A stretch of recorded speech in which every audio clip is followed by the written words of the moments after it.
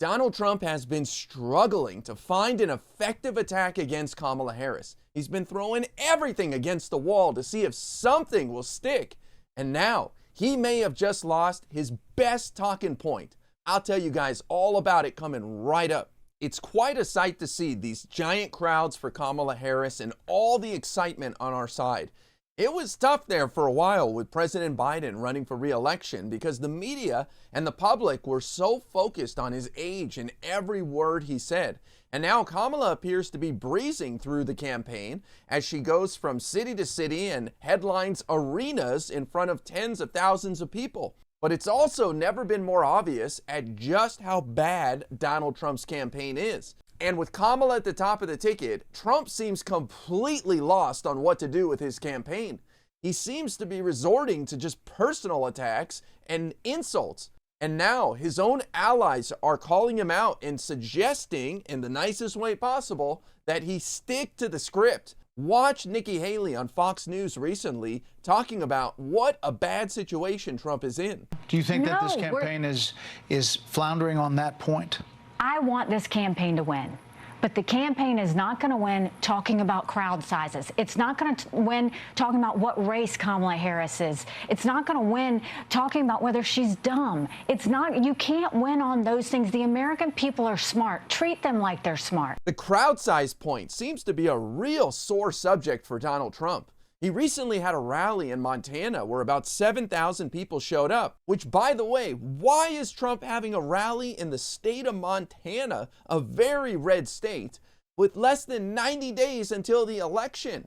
Totally pointless, unless you need the ego boost. But the sad thing for Trump is he only had about 7,000 people show up. Meanwhile, Kamala Harris had a rally hours earlier in a swing state, Arizona, where 15,000 plus people showed up.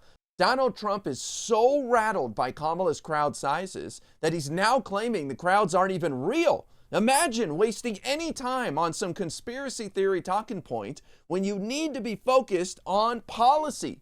Donald Trump posted the following recently on Truth Social. Has anyone noticed that Kamala cheated at the airport? There was nobody at the plane, and she AI'd it and showed a massive crowd of so-called followers, but they didn't exist. She was turned in by a maintenance worker at the airport when he noticed the fake crowd picture, but there was nobody there. Later confirmed by the reflection of the mirror-like finish on the vice presidential plane. She's a cheater. She had nobody waiting, and the crowd looked like 10,000 people. Same thing is happening with her fake crowds at her speeches. Now, most elections come down to domestic issues, and that's going to be the case in November, whether it's abortion, the border, or more importantly, the economy. And that's what Trump's allies want him to focus on. In fact, he's heading back to the campaign trail with a stop in North Carolina to talk about the economy and more specifically, inflation. But unfortunately for Trump, it appears that inflation has dramatically cooled. A report came out from the Consumer Price Index showing that in July, year over year, inflation only rose 2.9%. That's the first time inflation has dropped below 3% since 2021. And we're getting close to that 2% goal that the Fed has. That means that interest rate cuts will most likely happen at the September meeting of the Fed and possibly in November and December of this year as well, which means relief for consumers on the cost of shelter, groceries, credit card payments, you name it. And that's bad news for Donald Trump, who's running on sour feelings about the economy.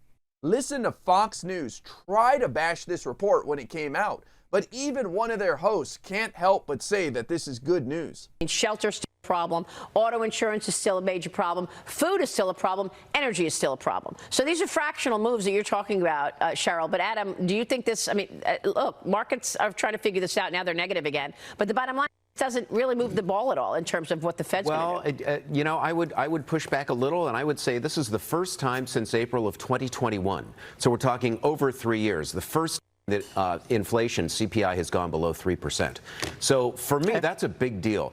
I know that there's some subtlety to the report, the details that you and Cheryl are talking about, the fact that there's still a lot of pain out there for consumers, and the market's trying to sort that out. But the headline number is pretty darn good. And of course, the Trump campaign is trying to spin this positive inflation report in a negative way, they put out a statement saying the following: Trump campaign statement on Kamalanomics inflation report.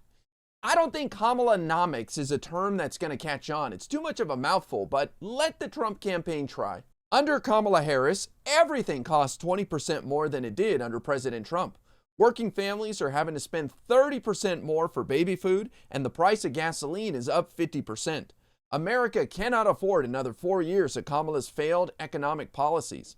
President Trump has a proven track record of making this country prosperous and affordable, and Americans can trust him to put more money back in their pockets again. So if Donald Trump's personal attacks against Kamala Harris are falling flat, such as calling her stupid or saying she's only identified as black recently, and if the economy is improving dramatically under Kamala Harris, which appears to be the case per the news that came out today, then Donald Trump is in a lot of trouble. Donald Trump needs to make this election a referendum on the Biden-Harris administration with a heavy focus on Kamala Harris being responsible for all the domestic issues that people are facing. But right now, it looks like one of the biggest talking points for Donald Trump is going to be taken off the table as the economy appears to be recovering tremendously. And with the Federal Reserve set to lower interest rates in September by up to 0.5%, that's going to spell huge relief for the American consumer.